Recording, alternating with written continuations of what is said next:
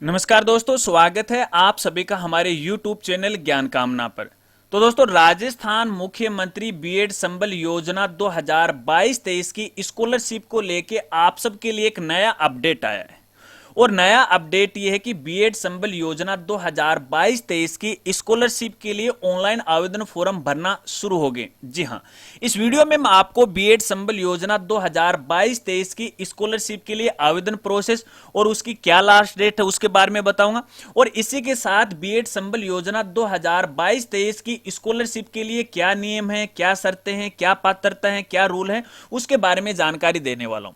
अगर आपको भी बीएड संबल योजना 2022 के बारे में जानना है तो इस वीडियो के साथ वो आप बने रहें। तो चलिए वीडियो को शुरू करते हैं। और दोस्तों, सबसे पहले राजस्थान मुख्यमंत्री बीएड संबल योजना 2022-23 की स्कॉलरशिप की कुछ बेसिक जानकारी आपको बताता हूं। यानी इस स्कॉलरशिप के लिए कौन पात्र हैं और क्या इसकी शर्तें। पहले इसकी पात्रता के बारे में जानकारी देता हूं, उसके बाद वीडियो में आगे मैं आपको आवेदन प्रोसेस और लास्ट डेट के बारे में आपको बताऊंगा।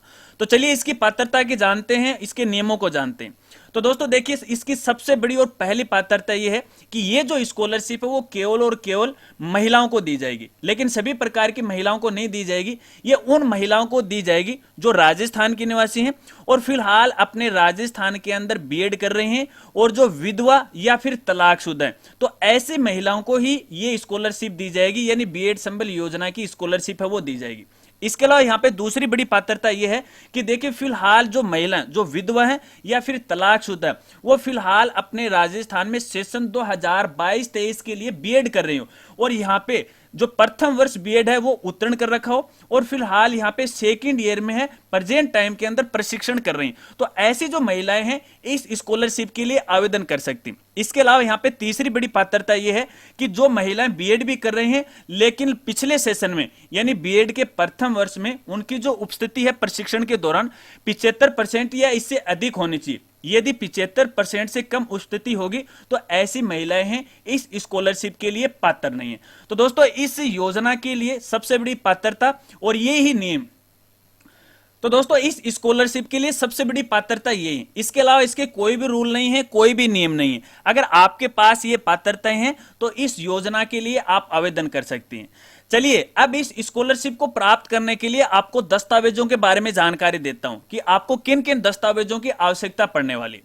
दोस्तों यहां पे देखिए, इस स्कॉलरशिप के लिए आपको ऑनलाइन आवेदन फॉर्म है वो भरना पड़ेगा और ऑनलाइन आवेदन फॉर्म भरने से पहले महिला के पास अपना जन आधार कार्ड होना जरूरी है, क्योंकि ये जो स्कॉलरशिप है वो जन आधार कार्ड के जरिए भरी जाएगी। आपका जो भी डाटा है, आपकी जो भी डिटेल है वो जन आधार कार्ड से उठाई जाएगी। इसलिए जब भी आप ये स्कॉलरशिप के लिए आवेदन करने जाओ तो आवेदन करने से पहले आपका जो जन आधार कार्ड है वो अप टू डेट होना चाहिए। अप टू डेट का मतलब यह है कि आपके जन आधार कार्ड में आपका नाम है, आपके पिता या पति का नाम है वो अपडेट होना चाहिए और इसी के साथ आपके जन आधार कार्ड में आपका बैंक अकाउंट है, आपका मूल निवास है और आपका जाति प्रमाण पत्र है वो अपडेट होना चाहिए। क्योंकि दोस्तों आपकी जानकारी के लिए यहां पे बताना चाहूंगा, ये जब स्कॉलरशिप आएगी वो महिला के डायरेक्ट बैंक अकाउंट में आएगी। यदि आपका जो बैंक अकाउंट है वो जन आधार कार्ड के साथ अपडेट नहीं है तो आप इस स्कॉलरशिप के लिए आवेदन नहीं कर सकते। तो जब भी आप आवेदन करने जाओ तो अपने जन आधार कार्ड को अपडेट है वो करवा लेना। इसके अंदर मैंने आपको बताया कि बैंक अकाउंट है, आपका मूल निवास है और जाति प्रमाण पत्र वो भी अपडेट होना चाहिए। नहीं है तो अपडेट करवा लीजिएगा, नहीं पता है तो इसके लिए आप ई मित्र से संपर्क कर सकते हैं या फिर इसके लिए भी मैंने एक अलग से वीडियो बना रखी है कि आप कैसे ऑनलाइन अपने मोबाइल से है जन आधार को अपडेट कर सकते हैं। संबंधित वीडियो का लिंक आपको वीडियो के डिस्क्रिप्शन में वो मिल जाएगा। तो कहने का मतलब है कि आपका जो जन आधार कार्ड है वो अप टू डेट होना चाहिए। चलिए अब मैं आपको कुछ डॉक्यूमेंट के बारे में जानकारी देता हूं कि जब भी आप ये ऑनलाइन आवेदन फॉर्म भरोगे तो उस समय आपको किन किन दस्तावेजों की आवश्यकता पड़ने वाली है। तो डॉक्यूमेंट के रूप में एक तो आपके एजुकेशन के जो भी सर्टिफिकेट है, जैसे कक्षा 10वीं है, 12वीं है, कॉलेज है, बीएड प्रथम ईयर की जो मार्कशीट है वो आपके पास होना चाहिए। क्योंकि जब भी आप ऑनलाइन आवेदन फॉर्म भरोगे तो फॉर्म में अपनी एजुकेशन की जानकारी आपको भरनी पड़ेगी। अगर डॉक्यूमेंट आपके पास होंगे तो संबंधित जानकारी आप फॉर्म में भर सकते हो। इसके अलावा दोस्तों एक सबसे बड़ा खास दस्तावेज, सबसे बड़ा इंपॉर्टेंट और सबसे जरूरी डॉक्यूमेंट जो कि कंपलसरी है और अनिवार्य है, वो क्या है? यदि आपके पति की मृत्यु हो चुकी है तो पति का जो मृत्यु प्रमाण पत्र वो आपके पास होना जरूरी है, जो कि स्व प्रमाणित होना जरूरी है। इसके अलावा यदि आप तलाकशुदा महिला हो तो ऐसे में कोर्ट का या फिर मान्यता प्राप्त कोई भी तलाकनामे का प्रमाण पत्र है या कोर्ट का आदेश है वो आपके पास होना जरूरी है। इसके अलावा दोस्तों यहां पे देखिए, समझौते के द्वारा यदि तलाक आपका किया गया है तो वो मान्य नहीं होगा, आपके पास कोर्ट का आदेश होना चाहिए। इसके अलावा यदि मान लीजिए आपका जो तलाक है वो काजी के द्वारा करवाया गया है, तो ऐसे में समाज के 2 प्रतिष्ठित जो व्यक्ति हैं उनका एक प्रमाण पत्र है आपको देना पड़ेगा, जो कि उस पर आपको नोटरी करवानी पड़ेगी। इसके अलावा दोस्तों दोनों ही कंडीशन के अंदर, यानी आपके पति की मृत्यु हो चुकी है या फिर आप तलाकशुदा हो, तो ऐसे में कोर्ट से आपको एक शपथ पत्र है वो तैयार करवाना है, जो कि नॉन जुडिशियल स्टाम्प पेपर होगा और उस पर आपको नोटरी है वो करवानी है। और इस शपथ पत्र पे आपको क्या क्या लिखवाना है वो आप देख लीजिएगा। एक तो यहां पे देखिए, जो छात्र अध्यापिका का नाम है वो लिखवाना पड़ेगा। विधवा या फिर तलाकशुदा होने की स्थिति में पति का नाम, समय के एवं पति दोनों के अलावा पिता का नाम भी आपको लिखवाना होगा। इसके अलावा विधवा होने की स्थिति में पति के निधन की तिथि या फिर तलाकशुदा होने की स्थिति में सक्षम न्यायालय अधिकृत काजी द्वारा जारी तलाकनामे की तिथि है उस पर अंकित होने चाहिए।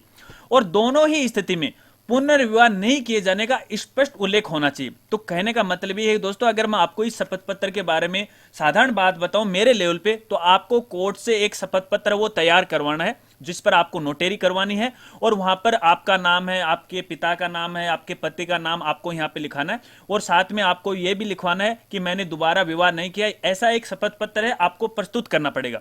अगर ये शपथ पत्र आप तैयार नहीं करते हो तो भी आप इसके लिए पात्र नहीं हो, आप आवेदन नहीं कर सकते। चलिए यही डॉक्यूमेंट है, इसके अलावा और कोई डॉक्यूमेंट नहीं है। चलिए मैं आपको आवेदन प्रोसेस के बारे में बताता हूं कि मुख्यमंत्री बीएड संबल योजना 2022-23 की स्कॉलरशिप के लिए आप आवेदन कहां से, कैसे और कब तक कर सकते हो। तो दोस्तों आवेदन है वो केवल और केवल आप ऑनलाइन कर सकते हो और वो भी आप एसएसओ आईडी के द्वारा। यानी ये जो आवेदन है वो केवल और केवल एसएसओ आईडी के द्वारा है वो किए जा सकते हैं। यदि आपने अभी तक एसएसओ आईडी नहीं बनाई है तो पहले बना लीजिएगा। नहीं पता है कि एसएसओ आईडी कैसे बनाई जाती है तो आप यूट्यूब पे जाके सर्च कर सकते हैं कि एसएसओ आईडी कैसे बने, काफी सारे वीडियो आ जाएंगे। हमारा वीडियो भी है, उस वीडियो का लिंक आपको वीडियो के डिस्क्रिप्शन में वो मिल जाएगा। तो एसएसओ आईडी से ये ऑनलाइन आवेदन फॉर्म भरने। चलिए अब इसकी लास्ट डेट के बारे में बात करते हैं या आवेदन डेट के बारे में बात करते हैं कि आप ये जो आवेदन फॉर्म है वो कब से लेके कब तक वो भर सकते हैं। तो दोस्तों आप हमारी स्क्रीन पे देखिएगा, ये कॉलेज आयुक्तालय जयपुर के द्वारा आज ही का आदेश है वो जारी किया गया जो कि 18 अक्टूबर 2022 का है। और यहां पे देखिए कॉलेज लेवल की जितनी भी स्कॉलरशिप है उनकी आवेदन डेट को लेके है यहाँ पे जिक्र वो किया गया।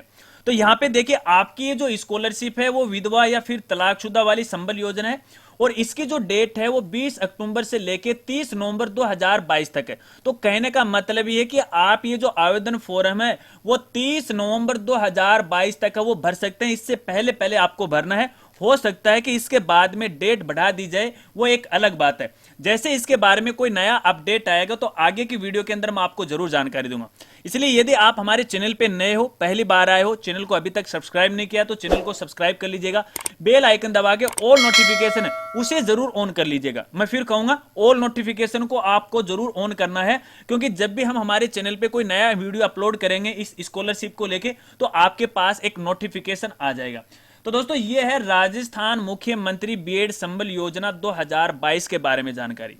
अगर इसको लेके यदि आपके और भी कोई सवाल हैं तो आप वीडियो के नीचे कमेंट कर सकते हैं, मैं आपकी पूरी हेल्प करने की कोशिश करूंगा।